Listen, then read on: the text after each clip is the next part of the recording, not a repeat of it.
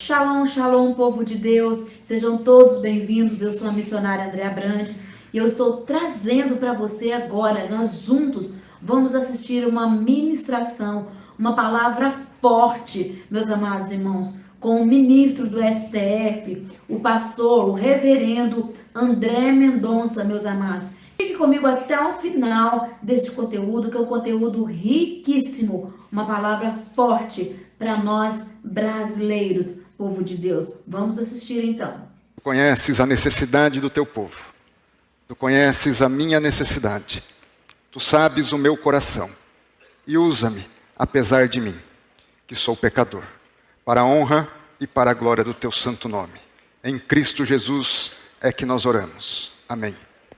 Meus irmãos e minhas irmãs, a palavra de hoje é uma palavra diferente, porque ela tem uma parte de testemunho e uma parte de compromisso. Se vocês puxarem pela memória, talvez se lembrem que no final do ano passado eu preguei no livro de Daniel, Daniel capítulo 10. E Daniel, naquele texto que pregava, havia um momento de conflito, e ele diz lá em Daniel capítulo 10, que no terceiro ano de Ciro, rei da Pérsia, foi revelada uma palavra a Daniel, cujo nome é Beltesazar. A palavra era verdadeira e envolvia um grande conflito. Ele entendeu a palavra e teve a inteligência da visão. Naqueles dias, eu, Daniel, pranteei durante 3 semanas. Manjar desejável não comi, nem carne, nem vinho entraram na minha boca. Nem me ungi com óleo algum, até que se passaram as 3 semanas inteiras. E assim eu fiz. Foram 3 semanas, comendo basicamente o peixe. Não comi carne vermelha ou outro tipo de carne. Não tomei vinho. E essa foi basicamente a minha alimentação. Comia um pão com manteiga pela manhã. Um dia comi um macarrão com molho de tomate. Mas fui orientado até em casa, nem isso comer. E a partir disso, nem essa massa eu comi. E fiquei esperando por 3 semanas Deus falar ao meu coração. Pouco tempo antes, talvez você tenha acompanhado, saíram algumas matérias sobre um instituto que eu abri, o Instituto ITER. ITER significa caminho, e o nome, não por acaso, é inspirado em Jesus Cristo, que é o caminho, a verdade e a vida. O lema do Instituto é conhecimento é o caminho. E eu confesso, e minha família o sabe, eu fiquei muito aborrecido, triste e aborrecido. Porque esse instituto, ele representava para mim um sonho.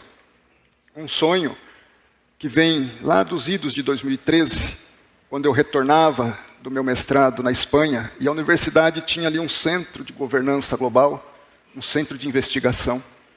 E eu queria abrir um instituto para melhorar a gestão pública e o preparo dos gestores públicos no nosso país.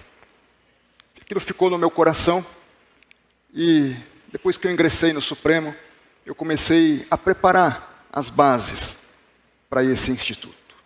Fiz uma pesquisa, contratei uma consultoria para me orientar na construção do instituto.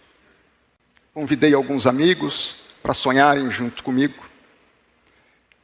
E dentro desse contexto, quando as matérias vêm e aquilo entristece o meu coração, eu tive que parar diante de Deus. Deus, fala comigo. Se eu continuo, se eu não continuo, se aquele sonho é verdadeiro e se eu continuo, em que bases continuo. Eu já enfrentei várias adversidades na vida, várias palavras desencorajadoras, várias injustiças às vezes. Lógico que não sou perfeito, longe de ser perfeito. Ao contrário, me permito falar como Paulo, sou o maior dos pecadores. A única coisa de mim que tem valor real e essencial é a graça, é o amor de Deus através de Jesus Cristo que me salvou. Essa é a única essência. Essa é a única vitória, o único prêmio para a vida eterna. Não há nada do que eu possa fazer, nenhuma boa decisão, nenhum bom comportamento, senão o que Jesus Cristo fez por nós. Essa é a essência do Evangelho e do cristianismo. Ao mesmo tempo, eu reconheço que Deus tem feito por mim mais do que eu imaginei na vida. Eu brinco que eu saí dali das bananeiras, dos bananais de Miracatu, porque foi ali que meu avô começou a vida.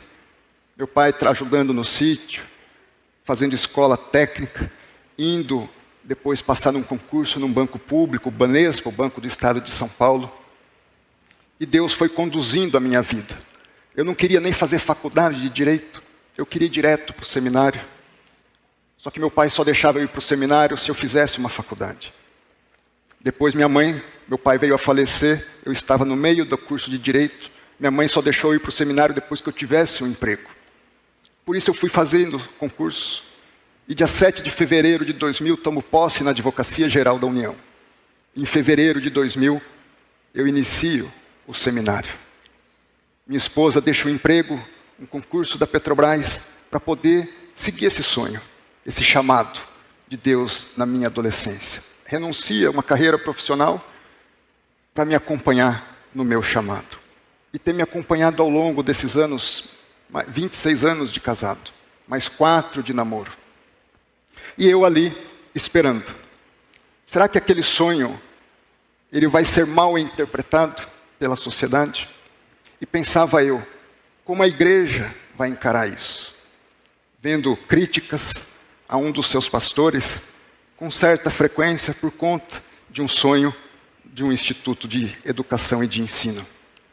Meus irmãos, eu sonho que o ITER seja um dia o grande preparador num curso de direito, daqueles que serão juízes, promotores, procuradores, delegados no futuro, dos futuros professores que façam ali um bom curso de pedagogia, que eu ajude a formar bons administradores públicos. Eu sonho com isso, como tantos outros já sonharam, como Mackenzie nasceu de sonhos como esse, como Harvard nasceu de sonhos como esse. Para quem não sabe, John Harvard, que leva o nome da universidade, era um pastor. E eu fiquei essas 3 semanas pedindo direção a Deus. E confesso que no domingo que completava 3 semanas, Deus ainda não tinha falado claramente comigo. Tinha colocado algumas coisas no meu coração, mas não tinha falado claramente comigo. E naquele domingo, aprove a Deus de eu ter que me dirigir a Londrina, cidade onde eu comecei na AGU, onde estudei teologia. Eu vou muito pouco a Londrina, onde nasceram meus filhos. E ali eu encontro um pastor que eu não via há mais de 20 anos. Pastor Messias Anacleto. Pastor da Igreja Presbiteriana Independente. E tenho um encontro de umas 2 horas, 3 horas com o pastor Messias. E foi um privilégio para mim.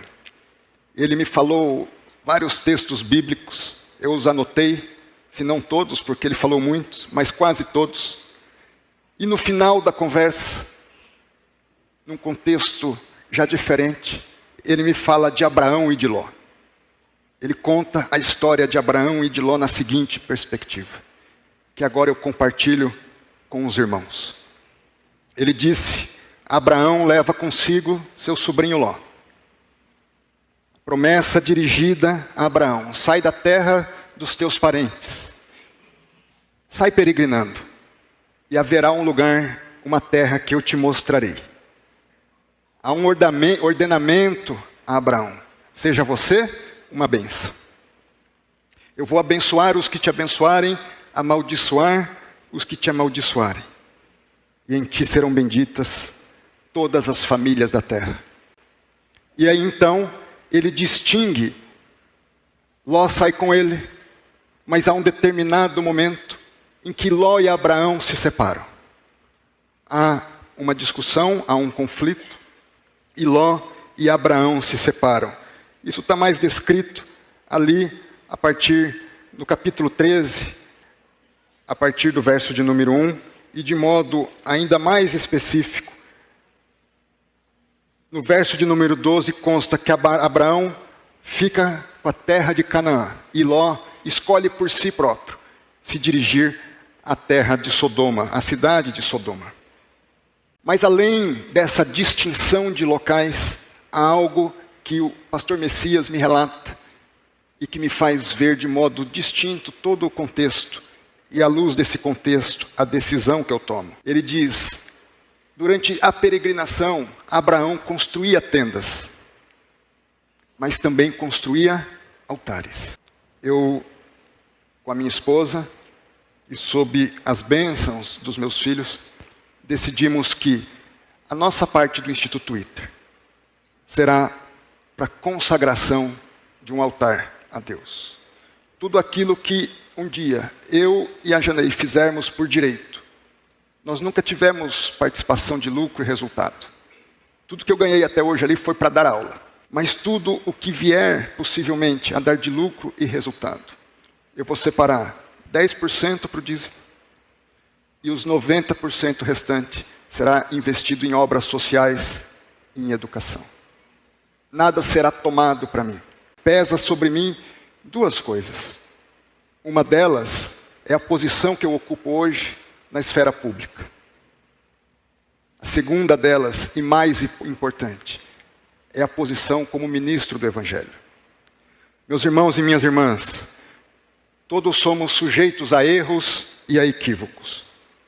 Mas hoje o André, eventuais tropeços do André, do ministro e do pastor, repercute em toda a igreja. E eu preciso dar bom testemunho. Eu tenho um compromisso com Deus, meus irmãos, que se um dia for para eu dar mau testemunho, que Deus me leve antes. Mas enquanto eu tiver vida, que minha vida seja para dar bom testemunho. Eu ficaria incomodado eu com Deus, no meu relacionamento com Deus e com a igreja, se subisse num púlpito, em alguma medida eu me sentisse vulnerável diante dos homens. Eu não posso estar vulnerável. Eu preciso estar forte diante de Deus, totalmente de joelhos e dependendo de Deus, para que eu possa estar de pé diante dos homens. Esse compromisso que faço é um compromisso mais por meu papel como pastor da igreja, para dar testemunho da igreja. As tendas que Deus vai me dar são do meu salário do Supremo e da minha atividade estrita como professor. Qualquer participação de lucro e resultado será o meu altar diante de Deus e para testemunho perante a sociedade de que um servo de Deus, ele abre mão de tesouros na terra para juntar tesouros no céu. Meus irmãos, eu peço que vocês orem por mim. Ao mesmo tempo, eu peço que vocês creiam de todo o coração que da minha parte, a única coisa que faz sentido pleno na vida é servir a Deus, é honrar o nome de Jesus Cristo. Eu quero dizer para vocês que eu creio nesse texto. E ao assumir esse compromisso público, principalmente diante de Deus e da igreja, ao mesmo tempo eu creio nas bênçãos e nas promessas de Deus para as nossas vidas. Deus, como eu disse, fez por mim mais do que um dia eu imaginei, ou do que um dia eu sonhei. Ao mesmo tempo, meu irmão e minha irmã, eu tenho algumas perguntas a lhe fazer. Como tem sido a sua vida? Você tem construído só tendas? Ou você tem também construído altares? Eu quero te convidar a construir tendas e também construir altares. Eu quero que assim como eu tomo para mim, para minha casa, essa promessa de Deus abençoar a mim e a minha descendência, que você tome para si essa promessa. Que Deus te abençoe e abençoe a tua descendência. Que Deus abençoe as gerações que virão após você. E que essas gerações deem testemunho do poder e do amor de Deus. Que esses povos ainda hoje não alcançados, sejam alcançados pelos nossos filhos, pelos filhos dos nossos filhos. Que a igreja que aqui vai ser construída, seja uma igreja, não só uma tenda, mas que seja um grande altar, para a honra e para a glória de Deus. Alguns amigos com que conversei diziam: ministro ou André, não adianta fazer isso, eles vão continuar te criticando. Eu sei, Eu não estarei isento de críticas. Aliás, eu disse ao reverendo Arival quando me convidou, eu me preocupo, porque como uma figura pública, toda hora vai ter alguém me criticando. Eu não tenho medo das críticas. Aliás, um dia me perguntaram se eu teria coragem de ir para o Supremo. E eu disse, eu não tenho medo nem da morte, quanto mais de ocupar uma posição que Deus me prepare ou venha me preparar. O único temor e medo que eu tenho é de não andar nos caminhos do Senhor. Meu irmão, eu e você temos uma promessa, mas há dois caminhos. Há o caminho de Abraão e há o caminho de Ló. Que caminho nós vamos seguir? A palavra de Deus, as promessas de Deus, dizem que se nós mantemos a nossa fidelidade e a nossa integridade, Deus não só fará de nós uma bênção, como abençoará os que nos abençoarem. Abençoará os nossos filhos, os nossos netos, os nossos bisnetos. E os filhos, netos e bisnetos desses. Para que prossigamos como corpo de Cristo Jesus, dando testemunho do seu sacrifício e da sua vitória, até que Ele volte.